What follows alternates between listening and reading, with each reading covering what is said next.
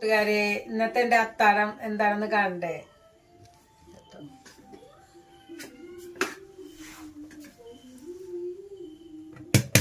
ചോറ്,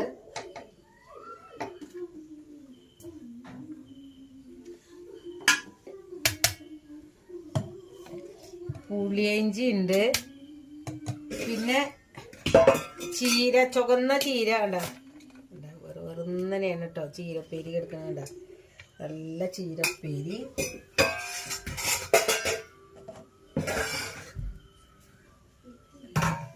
സാമ്പാർ, അടിപൊളി സാമ്പാർ. ഇതാണ് കേട്ടോ ഇന്നത്തെ